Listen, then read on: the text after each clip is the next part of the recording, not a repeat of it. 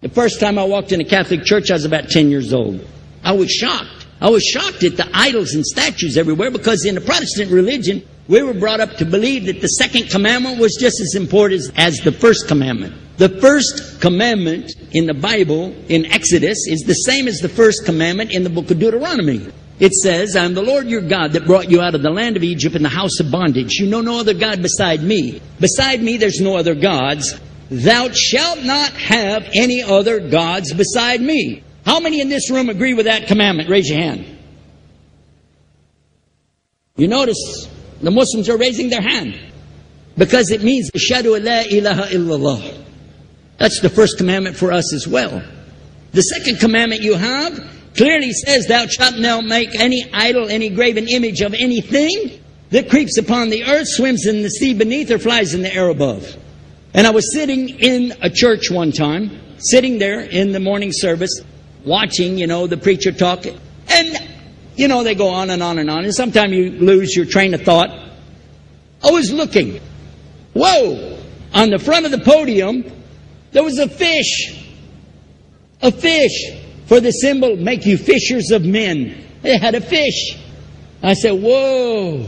Then I looked up above his head at the big stained glass window, and it had a dove. And he had the olive branch in his mouth. The dove is flying, the bird, I said, whoa. And then I look over here, and there's a cross with a man hanging on it. And I said, wow, they didn't miss a single one. They got them all. Something walking on the earth, something swimming in the sea beneath, something flying in the air above. So look at these two things. Clearly the first two of the 10 commandments, bang, bang, boom. Because if you said God is more than one, where did you get it from? When Jesus is talking to his own companions and they ask him, what's the greatest commandment? Mark 12:29. Clear. The greatest commandment is to know, O Israel, the Lord your God is one God.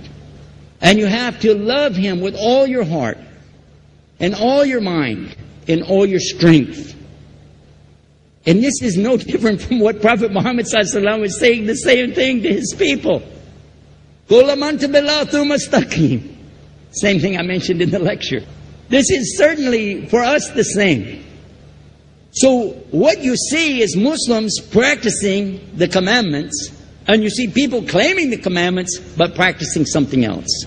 And I have seen more converts from the Catholic Church than any other of the many sects of Christianity, and especially from the nuns, priests, and even an archbishop. And all of them are better than me. Those guys and women that I see do this, they still sacrifice their whole life to get the true message of Islam, not only to you, but to Muslims as well, because we all need to know about it. But thanks for a great question.